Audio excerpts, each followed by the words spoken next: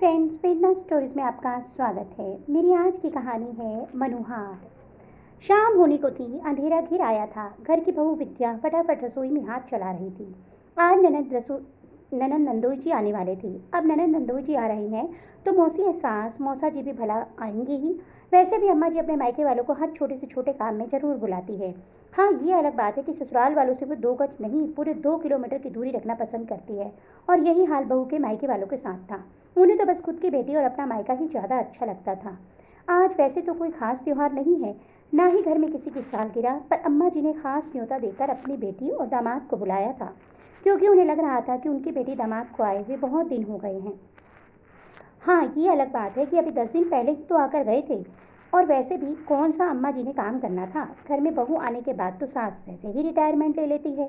हाँ, पर ऑर्डर देना नहीं भूलती। तो इस कड़ाके की ठंड के अंदर अपनी बहू को लगा दिया काम पर। अब इतनी तेज ठंड हो और मूंग का हलवा और पकौड़े न बने, ऐसा थोड़ा ही ना हो सकता है। बस आज के मेन्यू में यही डिसाइड था। साथ में 3 तरह की सब्जी और पूरी अलग। घर के 7 सदस्यों के अलावा मेहमानों को मिलाकर 13 लोगों का खाना बनाना था। इसलिए विद्या लगी हुई थी काम पर। मेहमानों के आने के पहले ज़्यादा से ज़्यादा काम कर लेना चाहती थी, क्योंकि मेहमानों के आने के बाद चाय पानी पकड़ाने का काम भी विद्या को ही करना था। मदद कराने भी कोई रसोई में नहीं आता था। जैसे तैसे सब्जियां और हलवा तैयार करके रखा ही था कि इतने में मेहमान आ गए। फटाफट गैस पर चाय का पानी चढ़ाया और गिलास में पानी डालकर ट्रे में सजाकर मेहमानों के पास ले गई। पानी देखते ही ननद बोली, भाभी, आपको इतना भी नहीं पता बाहर कड़ाके की ठंड है, पानी कौन पिएगा। आप तो फटाफट चाय ले आओ। अपनी बेटी की बात सुनकर अम्मा जी बोली, अरे इतना सहूर तो खुद होना चाहिए। पर इसे क्या पता कि आज बाहर कड़ाके की ठंड है। ये तो रसोई में आराम से काम कर रही है, इसे तो गर्माहट मिल रही है। हालत तो ठंड में हमारी खराब हो रही है। सुनकर एक बार तो विद्या को लगा कि जवाब दे दे कि अभी 10 दिन पहले भी ठंड थी, तब वो सीधा चाय लेकर ही आई थी। तो यही ननद थी जो उस दिन उसे सहूर सिखा रही थी। और यहाँ अम्मा जी कितनी बड़ी गलतफहमी में है कि कड़ाके की ठंड में बहू गर्माहट में काम कर रही है। अरे यहाँ पानी में हाथ देने में सबकी हालत खराब हो जाती है। यहाँ रसोई में काम करते करते कितने ढेरों बर्तन निकलते हैं, कितनी बार सब्जियां धोनी पड़ती हैं। क्या उन सब के लिए गीजर लगा रखा है। खैर, अपनी बात को अपने मन में ही रख विद्या वापस रसोई में आई। फटाफट चाय बनाकर सबको चाय पकड़ा आई और रसोई में आकर फटाफट बड़े चूल्हे पर बड़ी कढ़ाई तेल भरकर चढ़ा दी। फटाफट पूरी और कचौरी तलने लगी। पहले पुरुषों और बच्चों को बिठाया गया। अम्मा जी, मौसी जी और ननद मनुहार कर करके उन्हें खिलाने लगी। मनुहार के नाम पर जबरदस्ती थाली में एक्स्ट्रा खाना डाली जा रही थी। जब पुरुष और बच्चे खाना खाकर उठे तो थाली में काफ़ी छूटन पड़ा हुआ था। उसके बाद बैठी महिलाएं, लेकिन उन महिलाओं में घर की बहू का नाम नहीं था। अम्मा जी बड़ी मनुहार कर करके अपनी बेटी, बहन और भांजी को खाना परोस रही थी और फिर वही हुआ, इनकी थाली में भी छूटन पड़ा हुआ था। मौसी जी अपने परिवार के साथ खाना खाकर रवाना हो गई, पर ननद और नंदोई अभी भी वहीं थे। अभी विद्या का खाना खाना बाकी था। इतने में अम्मा जी ने विद्या को आवाज़ लगाई, अरे बहू, थोड़ा खाना अपनी ननद के लिए भी बांध देना। कहाँ सास ससुर और देवर के लिए जाकर खाना बनाएगी। विद्या ने खाने के बर्तन खोल कर देखे तो खाना इतना बचा ही नहीं था, पर अब अम्मा जी बोल चुकी थी, थोड़ा बहुत खाना पैक करना ही था। इसलिए थोड़ा थोड़ा अपने लिए निकाल कर बाकी का सामान उसने पैक कर दिया।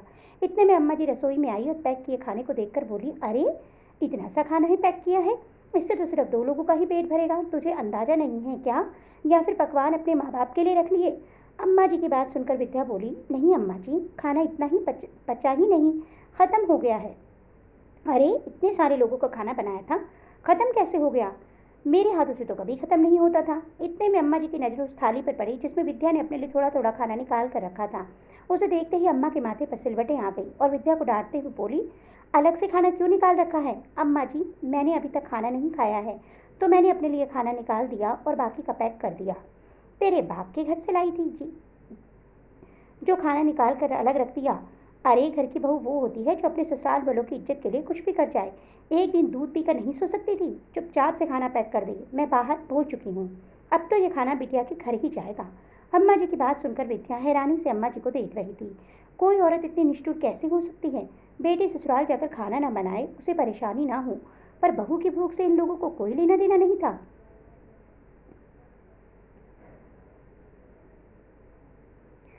विद्या देखते ही रह गई और अम्मा जी ने वो थाली भी साफ कर पैक करके दे दी। जब तक विद्या पूरी तरह से होश में आती तब तक ननद रानी खाना ले जाकर जा चुकी थी। पर विद्या उन लोगों में से नहीं थी जो चुपचाप रह जाए। बस उन्होंने इस तरह के व्यवहार की उम्मीद नहीं की थी। घर के बाकी सदस्यों को तो पता भी नहीं था कि खाना खत्म हो चुका है। अम्मा जी तो थकावट का बहाना कर अपने कमरे में जाकर आराम करने लग गई। अभी अब अभी सब सोने की तैयारी कर ही रहे थे कि इतने में डोरबेल बजी। सब हैरान रह गए कि इस समय कौन आया होगा। खुद बाबूजी ने जाकर दरवाज़ा खोला तो सामने एक लड़का खड़ा था।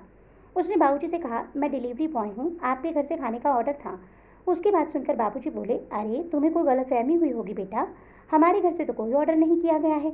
इतने में पीछे से विद्या आ गई और बोली, नहीं नहीं बाबूजी, मैंने ऑर्डर किया था। और डिलीवरी बॉय को पैसे देकर अपना पार्सल लेकर कमरे की तरफ जाने लगी।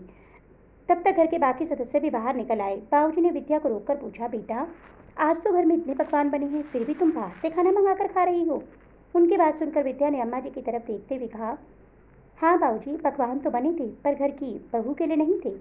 चाहे खाना मनोहार के नाम पर कूड़े में फेंक दिया गया हो, पर बहू के लिए थोड़ा सा खाना छोड़ना भी किसी ने ठीक नहीं समझा। अपनी इज्जत के नाम पर बहू को दूध पीकर सोने के लिए कहा जा रहा है, पर मैं समझौता करने वाले में से तो हूँ नहीं।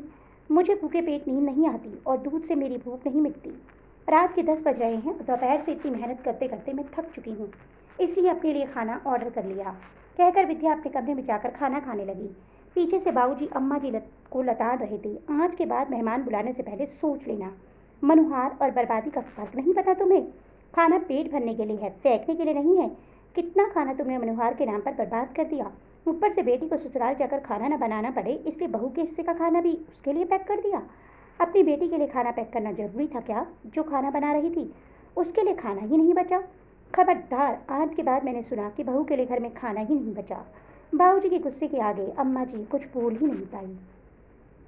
वो दिन था और आज का दिन है। जब भी घर में मेहमान आए तो खुद बाबूजी रसोई में जाकर जरूर चेक करते हैं कि बहू के लिए खाना बचा है या नहीं। साथ ही साथ मनोहार के नाम पर खाना कूड़े में ना फेंकने देते। दोस्तों, आपको मेरी कहानी कैसी लगी?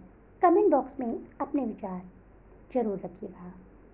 ऐसे ही और कहानियों को सुनने के लिए मेरे चैनल को सब्सक्राइब कीजिए, मेरी कहानी को लाइक कीजिए। जल्द ही ऐसी ही एक नई कहानी के साथ मिलूंगी। तब तक के लिए बाय बाय।